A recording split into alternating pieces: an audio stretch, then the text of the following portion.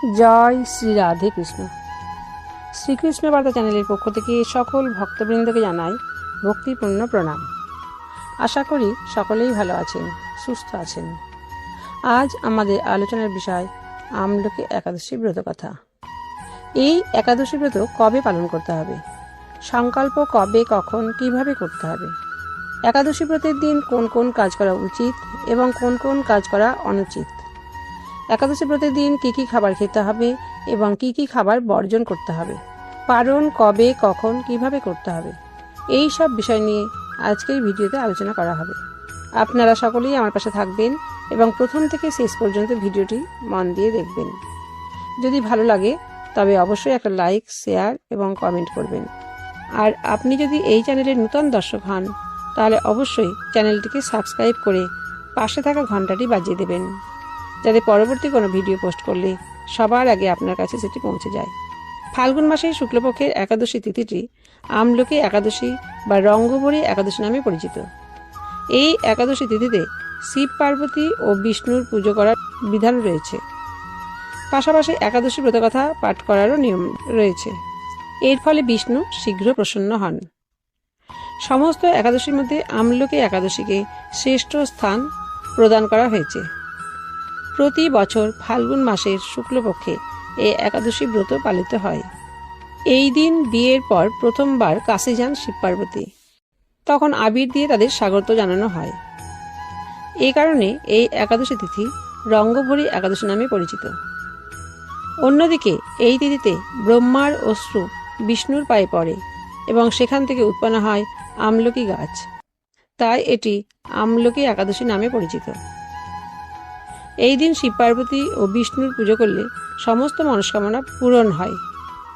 এই তিথিতে আমলকি একাদশী ব্রত কথা পাঠ করলে বিষ্ণু শীঘ্র প্রসন্ন হন। এই আমলকি একাদশী ব্রত পালন করতে হবে 2026 সালের 27শে ফেব্রুয়ারি, বাংলা 14ই ফাল্গুন শুক্রবার।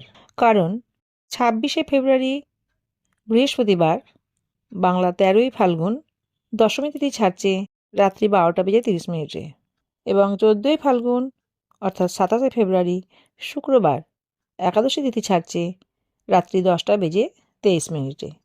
তাই উদয়ায়ন তিথি অনুসারে আগামী 14ই ফাল্গুন ইংরেজি 27শে ফেব্রুয়ারি শুক্রবার আমলকি একাদশী ব্রত পালন করতে হবে। এই আমলকি একাদশী ব্রতের পালন করতে হবে যারা স্মার্ত মতে এবং গোস্বামী মতে যে কোনো উপোস বা একাদশীর উপবাস করেন, তারা 14ই ফাল্গুন ইংরেজি 27শে ফেব্রুয়ারি শুক্রবার আমলকি একাদশী ব্রত পালন করবেন। আর যারা নির্বাক সম্প্রদায় মতে একাদশী ব্রত পালন করেন, তারা 15ই ফাল্গুন অর্থাৎ 28শে ফেব্রুয়ারি শনিবার আমলকি একাদশী ব্রত পালন করবেন। স্মার্ত এবং গোস্বামী মতের অনুগামী ভক্তবৃন্দ আমলকি একাদশী ব্রতের পালন করবেন বাংলা 15ই ফাল্গুন ইংরেজি 28শে ফেব্রুয়ারি শনিবার পূর্বাহ্ন 9:55 মধ্যে, এবং নিম্বার্ক সম্প্রদায় মতের অনুগামী ভক্তবৃন্দ আমলকি একাদশী ব্রতের পালন করবেন আগামী 16ই ফাল্গুন ইংরেজি 1 মার্চ রবিবার পূর্বাহ্ন 9:55 মধ্যে। একাদশী ব্রতের পালন মন্ত্রটি হচ্ছে: সংসার ক্লেশদগ্ধস্য ব্রত নানেন কেশব প্রসিদ সুমুখনাথ জ্ঞান দৃষ্টি প্রদ ভাব। এই মন্ত্র বলে শ্রীহরির প্রসাদ হাতে নিয়ে একাদশী ব্রতে পালন করতে হবে। এখন আলোচনা করব একাদশী ব্রত কিভাবে পালন করবেন। একাদশী ব্রতের আগের দিন নিরামিষ আহার গ্রহণ করবেন। সন্ধ্যের সময় শ্রীহরির কাছে সংকল্প করবেন। সংকল্প মন্ত্রটি হচ্ছে: একাদশং নিরাহারাঃ স্থিত্বা অহম অপরে হহনি ভক্ষামি পুণ্ডরিকাক্ষা শরণং মে ভবাচ্যুত। এর অর্থ হচ্ছে, একাদশীতে উপবাসপূর্বক আমি পরদিন আহার করব। হে পুণ্ডরিকাক্ষ, হে অচ্যুত, আপনি আমার শরণস্থান হন। একাদশী ব্রতের দিন ব্রহ্ম মুহূর্তে উঠে প্রাত্যহিক ক্রিয়াকর্ম সেরে ইষ্টদেবতার পুজো করবেন। একাদশী ব্রতের দিন গঙ্গা স্নান করার সুযোগ পেলে অবশ্যই গঙ্গা স্নান করবেন। ব্রতের দিন ঈশ্বরের নাম, গান, ভজন, কীর্তন, সাধুসঙ্গ করতে পারলে খুবই মঙ্গল হয়। গীতা পাঠ, ভাগবত পাঠ বা যে কোনো ধর্মীয় গ্রন্থ পাঠ করতে পারলে তাতেও খুব পুণ্য হয়। ব্রতের দিন দান করা খুবই পুণ্যের কাজ। যে কোনো সদ্ব্রাহ্মণ বা কোনো দরিদ্র ব্যক্তিকে অন্ন, বস্ত্র বা অর্থ বা যে কোনো কিছু দান করতে পারলে খুবই পুণ্য লাভ হয়। ব্রতের দিন কোনো মন্দিরে গিয়ে ভগবান দর্শন, ভগবানের পূজা বা মন্দির পরিক্রমা করতে পারলে তাতেও খুব পুণ্য লাভ হয়। একাদশী ব্রতের দিন কি কি কাজ করবেন না? একাদশী ব্রতের দিন কোনো ক্ষৌরকর্ম করবেন না, অর্থাৎ চুল, দাড়ি, নখ ইত্যাদি কাটবেন না। আমিষ আহার গ্রহণ করবেন না। মিথ্যে কথা বলবেন না। কাউকে শারীরিক বা মানসিক আঘাত দেবেন না। কোনো পরিশ্রমের কাজ করবেন না, তাহলে শরীর খারাপ হতে পারে এবং একাদশী ব্রতের উপবাস ভঙ্গ হতে পারে।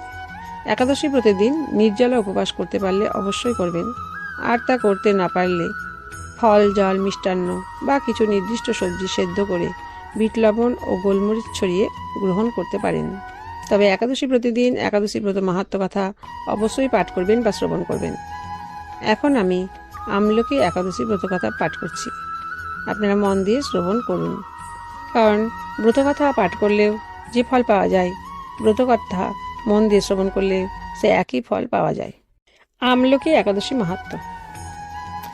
মহারাজ যুধিষ্ঠির বললেন, হে কৃষ্ণ, ফাল্গুন মাসের শুক্লপক্ষের একাদশী কি নামে বিখ্যাত তা বর্ণনা করুন। শ্রীকৃষ্ণ বললেন, হে মহাভাগ যুধিষ্ঠির, মান্ধাতার প্রশ্নের উত্তরে মহাত্মা বশিষ্ঠ এই একাদশীর মহিমা কীর্তন করেছিলেন। আপনার কাছে এখন আমি সেই কথা বলছি। এই একাদশীর নাম আমলকি। বিষ্ণুলোক প্রদানকারী রূপে এই একাদশী বিশেষভাবে মহিমান্বিত। একাদশীর দিন আমলকি বৃক্ষের তলে রাত্রি জাগরণ করলে সহস্র গাভী দানের ফল লাভ হয়। হে পাণ্ডুনন্দন, পূর্বে ব্রহ্মার রাত্রিতে দৈনন্দিন প্রলয় উপস্থিত হলে স্থাবর জঙ্গম সহ দেবতা, অসুর ও রাক্ষস সব কিছুর বিনাশ হয়।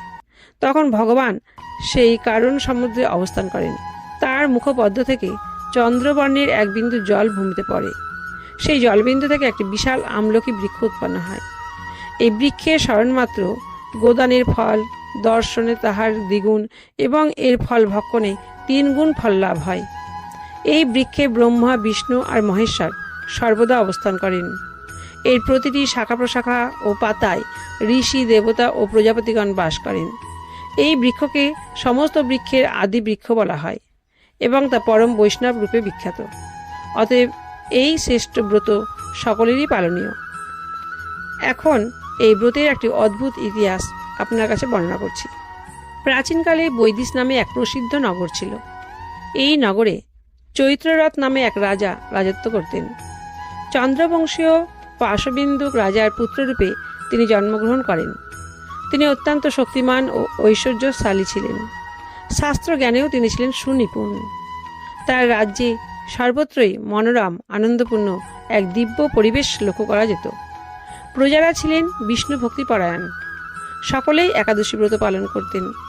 তার রাজ্যে কোনো অভাব অমঙ্গল ছিল না। এইভাবে প্রজাদের নিয়ে রাজা চৈত্ররথ সুখে দিন যাপন করতে থাকেন। এক সময় ফাল্গুনী শুক্লপক্ষের দ্বাদশীযুক্তা আমলকি তিথি সমাগত হওয়ায় রাজ্যের সকলেই এই ব্রত পালনের সংকল্প করলেন। ওই দিন প্রাতঃ স্নানের পর প্রজাদের নিয়ে রাজা ভগবান শ্রী বিষ্ণুর মন্দিরে যান। সেখানে সুবাসিত জলপূর্ণ কলস, ছত্র, বস্ত্র, পাদুকা, পঞ্চরত্ন ইত্যাদি দিয়ে সাজিয়ে স্থাপন করেন।